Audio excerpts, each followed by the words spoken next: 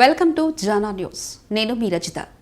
ఇంటి పనుల్లోనే చెత్త సేకరణ డబ్బులు వసూలు చేస్తామని మున్సిపల్ అధికారులు చెబుతున్న నేపథ్యంలో గురువారం మల్కాజిగిరి మున్సిపల్ కార్పొరేషన్ పరిధి సరూర్ నగర్లోని ఎల్బీ నగర్ సర్కిల్ కార్యాలయం ముందు గ్రేటర్ హైదరాబాద్ స్వచ్ఛ ఆటో కార్మికుల సంఘం అధ్యక్షులు కట్రావత్ గోపాల్ నాయక్ ఆధ్వర్యంలో స్వచ్ఛ ఆటో కార్మికులు ఆందోళన చేపట్టారు. కార్మికుల పొట్టను కొడుతున్న రామ్కీ సంస్థకు వ్యతిరేకంగా కార్మికులు నినాదాలు చేశారు. ఈ సందర్భంగా సంఘం అధ్యక్షులు కట్రావత్ గోపాల్ నాయక్ మాట్లాడుతూ, మా తాత తండ్రుల నుండి చెత్త సేకరణ చేసి మా జీవనం కొనసాగిస్తున్నామని అన్నారు. చెత్త సేకరించగా వచ్చిన డబ్బులతోనే మా కుటుంబ పోషణ జరుగుతుందని అన్నారు. ఇప్పుడు ప్రభుత్వం చెత్త సేకరణ డబ్బులు కూడా ఇంటి పన్నుల్లో వసూలు చేసి మా కడుపు కొట్టాలని చూడడం సరికాదని అన్నారు. రాష్ట్ర ప్రభుత్వం వెంటనే తన వైఖరి మార్చుకోవాలని డిమాండ్ చేశారు.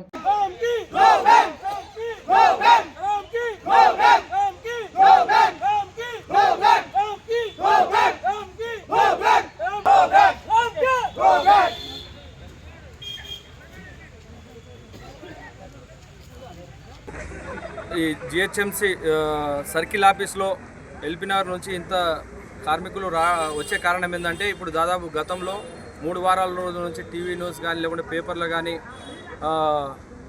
ఇంటి పనుల్లోనే చెత్త కలెక్షన్ అమౌంట్ అనేది ఇస్తామని చెప్పారు. కాబట్టి గతం నుంచి 30 సంవత్సరాల నుంచి మేము ఈ చెత్త బండి లాక్కుంటా మళ్ళీ తెలంగాణ గవర్నమెంట్ వచ్చిన తర్వాత స్వచ్ఛ ఆటోలు ఇచ్చి మా జీవనాధారం పైన కొద్దిగా ఇబ్బందులు ఉన్నా కానీ కరోనా టైంలో కూడా దాదాపు 12 మంది మా కార్మికులు చనిపోయినా కానీ ఏ అధికారి కానీ లేకుంటే రామ్కీ సంస్థ కానీ మాకు ఏ విధంగా ఆదుకోలేదు.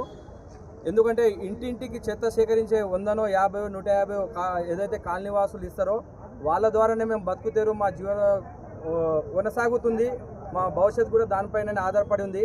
కానీ ఈరోజు ఏదైతే ఇంటి పన్నుల్లోనే చెత్త వసూలు అమౌంట్ జిహెచ్ఎంసీ అని పేపర్ స్టేట్మెంట్ ఇచ్చారో గతంలో మళ్ళీ ముందు కూడా అదే విధంగా ఇచ్చి మా పొట్టగొట్టాలని రామ్కీ జిహెచ్ఎంసీ ముసుగులో రామ్కీ చేస్తుంది. దీనికి వ్యతిరేకంగా 30 సర్కిళ్ళు ముందుండే ఇప్పుడు 60 సర్కిల్ అయినాయి.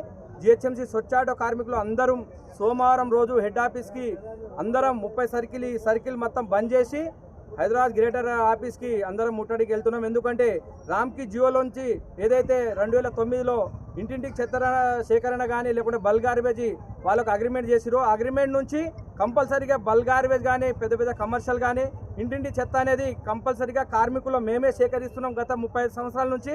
వాళ్ళకెళ్ళి తొలగించి గవర్నమెంట్ తక్షణమే మమ్మల్ని గుర్తించాలి, మా బాధలు.